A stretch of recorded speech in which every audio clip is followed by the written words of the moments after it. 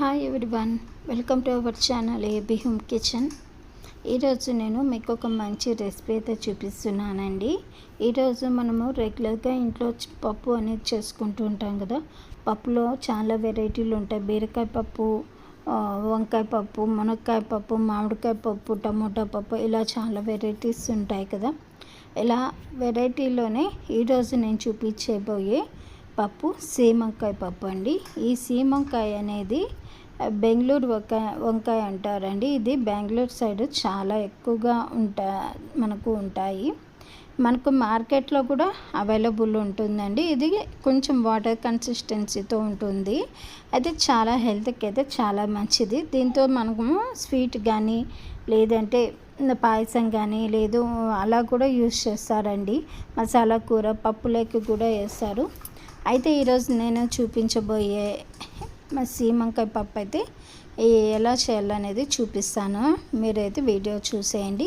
First అయితే నేను ఇక్కడ ఒక ప్యాన్ పెట్టుకొని ప్యాన్లోకి ఒక మీడియం సైజు ఆనియన్ తీసుకొనేసి ఒక 9 నుంచి 10 వరకు పండుమిర్చి తీసుకున్నానండి. ఈ పండుమిర్చి చాలా స్పైసీగా ఉంటుంది, చూసి అయితే యాడ్ చేసుకోండి. పప్పులోకి అయితే కొంచెం స్పైసీగా తినాలనుకునే వాళ్ళైతే కరెక్ట్గా సరిపోతుంది. తినని వారైతే కొంచెం తగ్గించి వేసుకోండి. అలాగే ఇక్కడ చూపిస్తున్నది సీమంకాయ అండి. దీనిపైన ఉన్న పొట్టు అనేది తీసేసి దీంట్లో ఒక విత్తనం అనేది ఉంటుంది. ఆ విత్తనాన్ని కూడా తీసేసి ఇలా చిన్న చిన్న ముక్కలుగా చేసుకొని వేసుకోవాలి.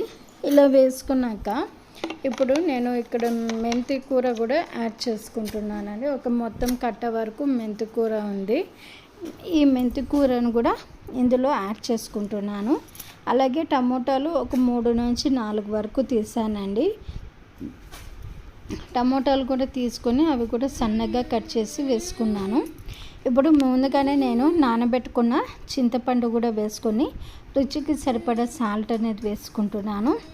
ఇప్పుడు ఒక 1/2 టేబుల్ స్పూన్ వరకు పసుపు వేసుకొని 3/4 వరకు కప్పుతో నేను కందిపప్పు తీసుకొనేసి కందిపప్పును బాగా వాష్ చేసుకొనేసి వాటిని కూడా ఇందులోకి నేను యాడ్ చేసుకుంటున్నానండి. ఈ కందిపప్పును కూడా యాడ్ చేసుకొనేసి మనము ఏమేమి వేయాలో అన్నీ కూడా ఇందులో అన్నీ వేసేసుకున్నామండి.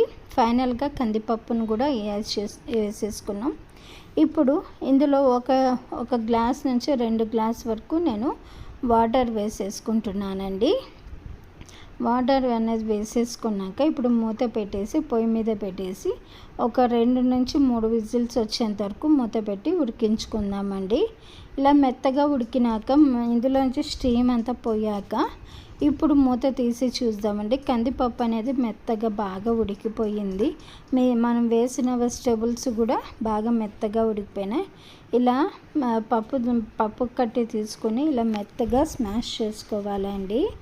ఇలా స్మాష్ చేసుకున్నాక ఇప్పుడు ఇందులోకి నేనైతే సన్నగా కట్ చేసిన కొత్తిమీరను కూడా ఇందులో యాడ్ చేస్తున్నాను.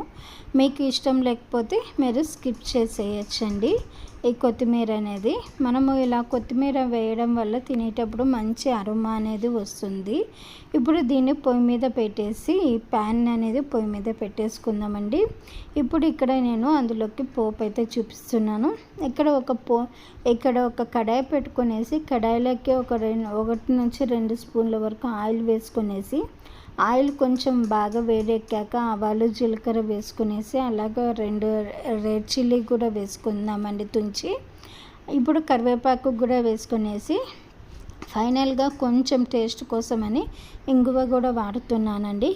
ఇది బాగా వేగినాక ఇప్పుడు దీన్ని తీసి మనం కొంచెం అలా ఫ్రై చేసేసుకొని దీన్ని తీసుకెళ్ళి ఇలా పప్పులో కలిపేద్దామండి. ఇలా వేసేసుకొని ఒక 2 నుంచి 3 నిమిషాల వరకు మూత పెట్టేసి ఉడికించుకుందాము. ఇప్పుడు మనకైతే పప్పు బాగా రెడీ అయిపోయింది. చూడండి, పప్పు కూడా పర్ఫెక్ట్గా వేసాం కాబట్టి పప్పు మంచి టేస్ట్ వస్తుంది. పప్పు అంటే ఇష్టం లేని వాళ్ళు ఇలా మంచిగా ఇలా చేసి పెట్టండి. టేస్ట్ కూడా చాలా బాగుంటుంది. ఈ పప్పులకి వేడివేడి అన్నంలో నెయ్యి వేసుకొని తింటే రుచి సూపర్గా ఉంటుందండి. ఈ పప్పు చపాతీలోకి కూడా చాలా సూపర్గా ఉంటుంది. తినే వాళ్ళైతే కొంచెం వేడివేడిగా అన్నం వేసుకొని నెయ్యి వేసుకొని తినండి. ఎప్పుడు ఇదే కావాలంటారు. పప్పు కూడా నార్మల్గా మనం చేసే పప్పు కంటే ఈ పప్పు కొంచెం డిఫరెంట్ టేస్ట్ అయితే ఉంటుందండి. మీరైతే తప్పకుండా ఒకసారి అయితే ట్రై చేసి చూడండి ఈ సీమకాయ పప్పుని.